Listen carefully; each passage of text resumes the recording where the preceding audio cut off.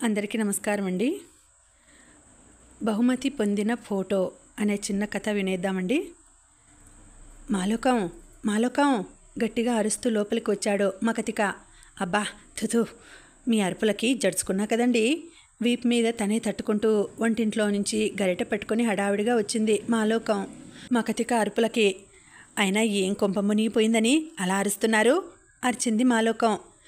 మాలోకం అమాయకురాలైనా అప్పుడప్పుడు మకతిక దగ్గర కాస్త తెలివి చూపిస్తూ ఉంటుంది. ఏం లేదు, కూర్చో చెప్తా ఆయాసం తీర్చుకుంటూ అన్నాడు మకతిక. బయట గోడల మీద ఏవో పోటీలట, పేపర్స్ అంటించారు. పోటీలా? వంటల పోటీలా, కుస్తీ పోటీలా? ఆ రెండే తెలుసు మాలోకంకి. అందుకే ఉత్సాహంతో అడిగింది.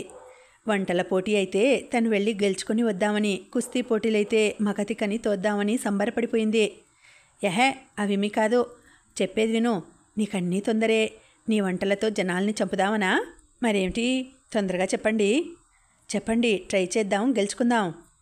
ఆ పోటీ పేరు గుర్తుండిపోయే కౌగిలింత. అదేమిటి కొత్తగా ఉంది?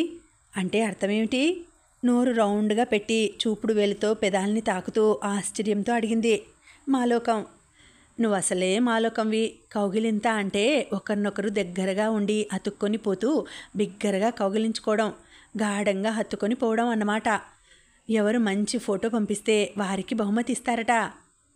అదేం విడ్డూరం, అదేం పోటీ? అయినా సిగ్గు లేకుండా అలా ఎలా తీసుకుంటాం ఫోటో? పైగా ఫోటో తీసుకొని ఎవరికో పంపాలా? చిచి, నవ్విపోతారు ఎవరైనా వింటే. ఎవరి ముందో అలా ఎలా ఫోటో తీసుకుంటాను? నాకు సిగ్గుబాబు. ముఖం రెండు చేతుల్లో ఉంచుకొని సిగ్గు ఒలకబోసింది మాలోకం. అలా అనుకుంటే ఎలా మాలోకం?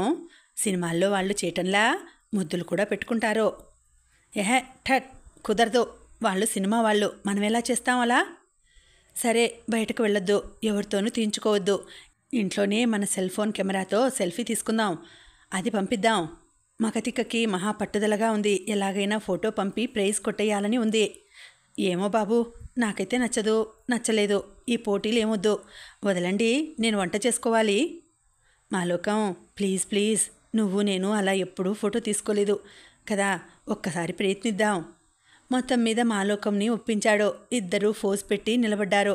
మొదట ట్రయల్స్ కోసం గట్టిగా ఖర్చుకొని చేతులతో ఒకరి నడుం మరొకరు పట్టుకొని నిలబడ్డారు. భారీ శరీరాలు అవడం మూలాన ఇద్దరికీ పొట్టలు అడ్డొచ్చి నడుం అందలేదు. అలాగే తిప్పలు పడి పోజ్ పెట్టారు. మొబైల్ కెమెరా ఆన్ చేశారు. కానీ మొబైల్లో ఫోటో ఎలా తీసుకోవాలో తెలియక కాస్త తికమక పడ్డాడు మకతిక. ఒక స్టూల్ మీద పెట్టాడు మొబైల్. దాన్ని ఆన్ ఎలా చేయాలో అర్థం కాలేదు.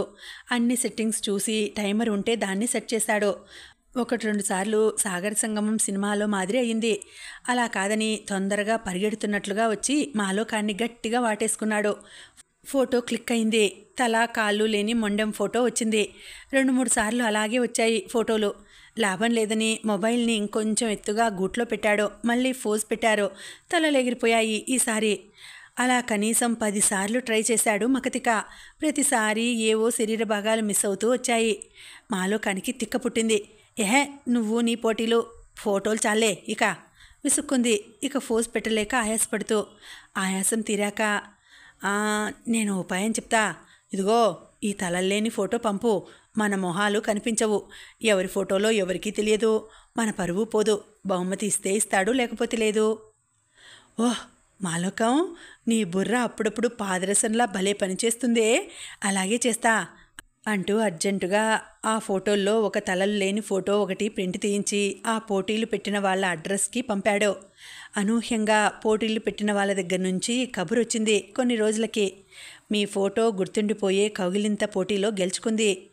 తక్షణమే మీరు మమ్మల్ని కలిసి మీ బహుమతి తీసుకెళ్ళండి అంటూ.